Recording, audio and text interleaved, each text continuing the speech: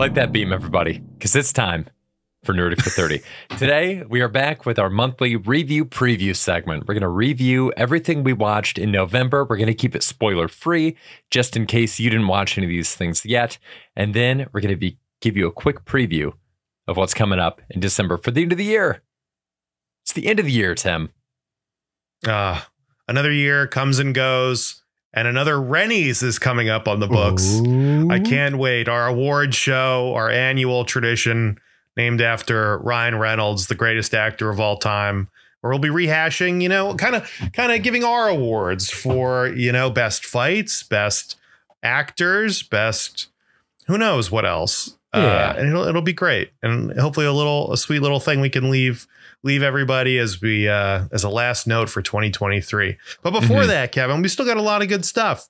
Well, we just did a lot of good stuff. Should we talk about that first? Let's do it. Let's get into it. All right. So we started off this month talking about Gen V. Tim, any last things that have stuck with you about Gen V? It's real good, man. I really liked it a lot. I'd watch more of it. I think it's great. I can't wait for more of it. The ending is a little abrupt, maybe, but because I just want to know what happens to these guys. I just want to know what happens. I'm wondering how much of this world is then going to be merged with the rest of the world of the boys. And I'm excited to see it. I can't wait. Excited for the boys. It's great. No notes. Love it. Kevin, what do you think? Any other thoughts on Gen V? Truly a great one. Really enjoyed this show. Really enjoyed the cast. Really enjoyed everything about it. Can't wait for more of it in the form of the boys proper. All right. After that, we did Loki season 2. I mean, it was messy. It's so pretty. It's such a pretty mess. We've had a lot of really pretty messes this year, Tim. Yeah, Loki's a pile of shit, but they polished up that turd as bright as they could. It's honestly a waste of time, and I wouldn't encourage anybody to watch it. And if you're spending time with people who are saying it's amazing, just know you can't trust them going forward. Don't ask them to watch your kids. Don't ask them to their opinion on what you're wearing. Don't ask for their opinion on anything. Honestly, they don't know what they're talking about. Loki is a dumb show for dumb people, I guess. So avoid it. Don't get your kids hooked on Loki because it's all downhill from there. I mean, it's probably a gateway drug into dumber and stupider time travel shit. God, Loki fucking sucked, dude. The more I think about it, the angrier I got about Loki. What a waste of time. What a genuine waste of time it is. It reminds me of Obi-Wan. The more I think about Obi-Wan, the more I feel just pure rage in my body. Loki too. It's God damn it. I mean, we just talked about this kind of in our Scott Pilgrim episode a little bit, which we have coming up. Maybe a mild spoiler there. A mild spoiler, maybe, is our general is, you get a group of people, a group of actors that I genuinely like. I think the Scott Pilgrim actors are fantastic. They come back and lend their voices to the animated cartoon. I love Loki. I love the I like the cast of Loki. And yet what they are doing together is absolute trash. I mean, this was clearly made during the writer's strike, right? That must have been what happened. No, I think it had to have been written beforehand. I mean, it's trash Marvel regardless. Famously is doing stuff down to the last minute, so maybe you're right, but wow. And the goss is these writer rooms suck. It's not a creative environment. It's just it's garbage. I mean, God, we could write a better script for Loki.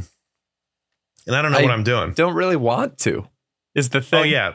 I mean, the first thing we do is just throw it out, and that would honestly be better. It would help the MCU a lot more. It would contribute to the mythos in a more constructive way. But cool. I think the navel gazing of the MCU is holding it back so much, and that's not an original take. That's a take that anyone listening to this pod has heard or said themselves a million times. But it sucks that we couldn't take a little bit of time and have Doctor Who with Loki, where every episode, either the first season or this season, he and Mobius have to go to a different time period or a different version of the multiverse where something else is true and go bring somebody back who shouldn't be there. That's a cool show. That's a fun show. We didn't get any of that. We got maybe 20 minutes of it total. An episodic would be cool. It seems like the Hulk, She-Hulk was kind of the closest to that, maybe. Yeah. I think an episodic of Loki and Owen Wilson just go, you're right, going to a different time period and just like having a good time with it would have been a better show. And speaking of good time, I can't believe how much hate Loki's getting when the Marvels, it's not perfect, but it is I had a good time at the theater watching it. I had a good time hanging out with those characters. It's definitely better than the internet will make you think. And I'd encourage people to watch it. I'll be watching it again when it's on Disney Plus. It'll definitely be on in the background, and while I'm doing something, and then I have to drop what I'm doing to watch specific scenes. And it's good. It's much better than Loki, and it's no Gen V, but it's good. It's really good. Totally agree. There's a lot of really fun stuff in there. This is not a great movie. If you're not a fan of the MCU, this movie is probably not going to work for you. So don't rush to the theaters to see it if you're not an MCU fan. If you are an MCU fan and this news of how people have been saying it's really bad has scared you off, give it a shot. And if you can't see it in the theater, because I shouldn't be stumping for Disney right now, but I'm not really stumping for Disney so much as I'm stumping for female-led projects within the Disney organism, where for a while they wouldn't do a Black Widow movie or anything just because the opinion of, I think it was Michael Eisner, was saying that women superheroes don't sell action figures, so they're not going to do it. So like that's the kind of thinking that's determining who is and isn't getting movie projects. Well, he was right about Black Widow for sure. That probably didn't need to happen. Jesus. Not about selling action figures, specifically about the Black Widow movie just being a bad approach. Black Widow movie did not have to be bad. You can do a really cool, look at Atomic Blonde. You can do a really fucking cool movie with a female super spy. And hey, Florence Pugh could do her own movie. She'd do amazing. No doubt. She could do her Black Widow 2 could just be Florence Pugh, and it would be great, and people would love it. Yeah. I'd be there with bells on or whatever. It can definitely be done. I wonder if they phone it in. You know, I wonder if that trickles down, just the negativity towards some of these projects, and like, you know,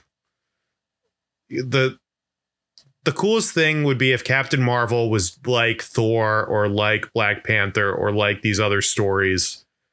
And for some reason, it felt a little more sheltered or maybe a little more pressured to make her a badass in a way that it didn't feel pressured to with some of these other characters.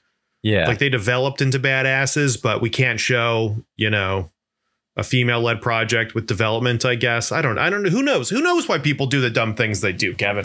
We're just speculating. We're speculating at the thoughts of madmen. We don't know what they're doing. These are insane people, Kevin.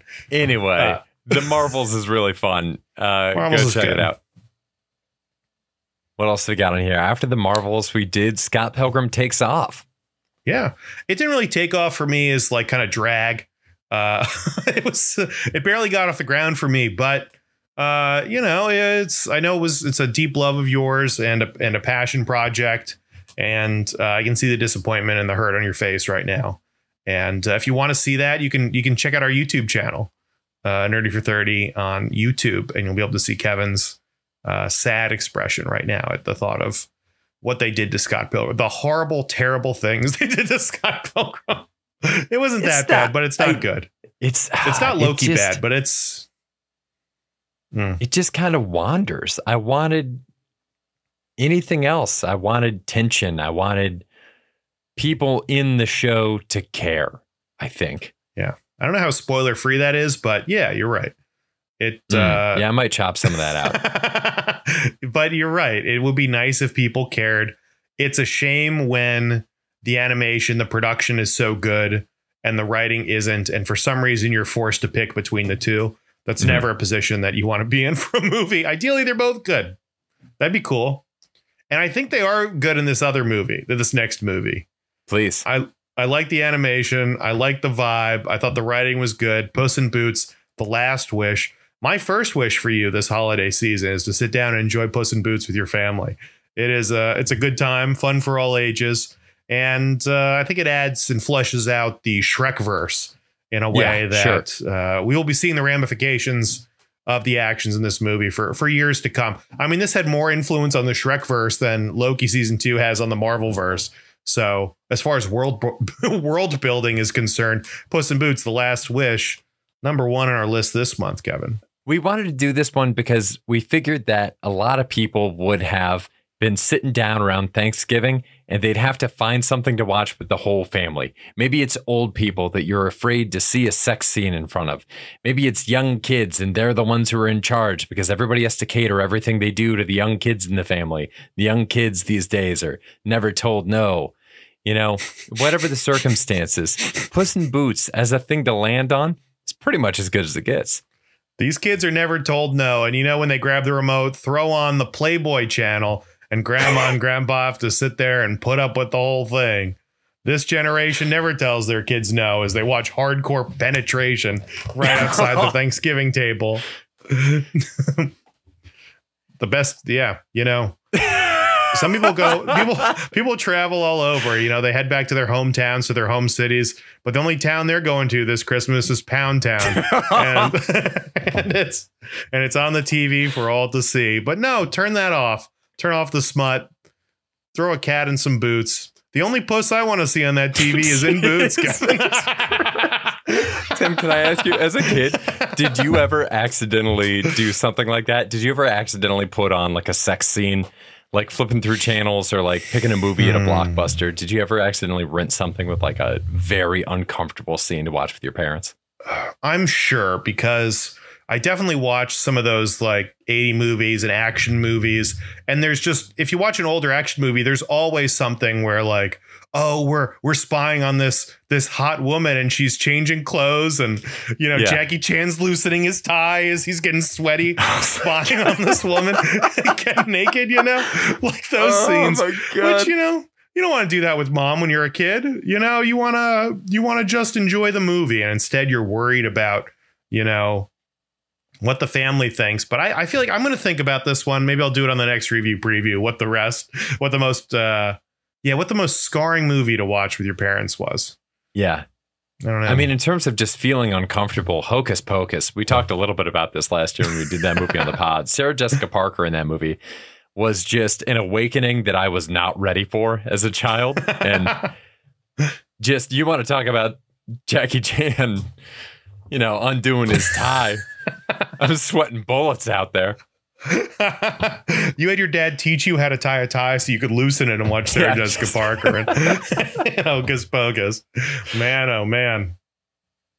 Yeah, she was horned up. So that's what we did. But what are we going to do, Kevin? What are we going to do for these people? I'll tell you exactly what we're going to do. This next one we got coming. We're covering Godzilla -1 with our good pal, Colby Smith. Now, Colby, great friend to both of us over the years. He's done a lot for us. He's helped us both move multiple times. You know, he donated a kidney to me. Fairly sure he donated a kidney to you as well. Well, we don't know who got which kidney. Right. But I remember he had a kidney and my mom had a kidney. Sure. And we weren't sure which of us was getting which one. Right. There was a mix up that happened with the cooler. There was. And we rejected both of them. Right. One of the coolers got sent to the Super Bowl. They did the dump at the end of the game. 2 kidneys came out. Yeah, it turns out if you want to keep a kidney pristine, you can store it in a Gatorade-like substance. Yeah, until it gets to the body, it needs to be installed in. It's the electrolytes that protect it. They need electrolytes. Get this man some electrolytes. Stat. I need an IV of electrolytes. Get him some fluid. When they say fluids, they're talking about Powerade or Gatorade. They kind of are talking about electrolytes. They are talking. There's some sodium in there for people to use. And we're talking with him about Godzilla -1. I don't know. I don't know anything about this. I don't know why he's -1. I don't know why. I feel like Godzilla, the titles of the Godzilla movies, they're nonsense, right? It's just Godzilla -1. It's like you just call them all Godzilla and like, we'll see what happens.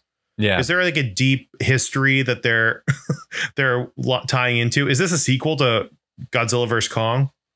It's definitely not a sequel to Godzilla vs. Kong, although that Monarch show is set in the same universe. That's on Apple TV. That one looks pretty good. It's got Kurt and Wyatt Russell in it. Oh, both Russells? Oh yeah, both Russells playing the You gotta same pay character, extra one in for the past, one in the present. Good. That's probably all Wyatt Russell should be doing. Is playing a younger version of his dad. Love Wyatt Russell. You keep Wyatt Russell's name out of your mouth. When we do this premiere for Night Swim, he's going to show up. Is he in Night Swim? Yeah, man. He's I think the lead actor in Night Swim. I mean, I love Wyatt Russell. I was just making a cheap joke, dude. I love you. Can't wait to see you shirtless. Speaking of shirtless, Lethal Weapon 3 with Mike Breen coming up. Yes. So we're winding it back. A couple years ago, we did Lethal Weapon 1. Mike Breen threw some slander out there and said that the movie was just The Nice Guys, but bad. So last year, we watched The Nice Guys and Lethal Weapon 2 to compare. During that conversation, we realized that there was nothing we were going to be able to do other than this year watch Lethal Weapon 3 and Crazy Stupid Love to try to get Tim over this deep phobia of Ryan Gosling he has. So that's what we're going to be doing. We're covering Lethal Weapon 3 on December 21st. Yeah, we're doing Crazy Stupid Love first. 14th. So Crazy Stupid Love and then Lethal Weapon 3. And then we're wrapping it up with a little Die Hard special with Matt Strickland. As tradition dictates, every year we get together to celebrate the holidays and celebrate the movie Die Hard. And then we're following that up, wrapping the year up with the Rennies, part 1 and 2. And you're getting both of those. Mm-hmm. So, some people just get one, but you're getting both. Both parts. Same day drop. Both parts. Incredible. How often do you get both Tim, parts? Not very often. Maybe if you get a sub, but really, we all know this is just one part cut in half. This is 2 distinct tapings paired together. Exactly. And that should be celebrated. I think there might be a couple new categories this year. Are there new categories? I got one that I thought would be fun. You want to hear it live and see whether or not we should include it? Sure. I'm excited to shoot this down in front of our live studio audience. I would expect nothing less. I was thinking a category for the best thing we didn't watch on the pod. A best thing we saw that year that we did not cover on the pod. That's great. Like Chainsaw Man for 2022, glaring omission. Oh, yeah, that was 2022. Oh, my gosh. When are we going to get a new season? Can't believe it. It's wild that they can just make an anime or whatever and just release a season. And then they're like, yeah, we'll get to the next part. We'll get to it. Like, no rush. It's like, yeah, man, I don't know. Maybe just wait until you've done enough of these to put them out. So I don't have to be waiting here with bated breath. Yeah, I love Chainsaw Man. There's definitely some things that I've seen that we didn't do on the pod. I think that's a good category, Kevin. Hey, all right. Wow. I'll give you that one. Cool. Yeah. Well, hey, if you have any other category suggestions, let us know. Send us an email, nerdy430@gmail.com. We might just add a category we did last year, and I think it's going to carry over to this year as well. We had some fun ones last year. Yeah. So let us know. We will be back here next week with Godzilla -1. Until then, stay nerdy, everybody. Stay nerdy. Bye. Bye.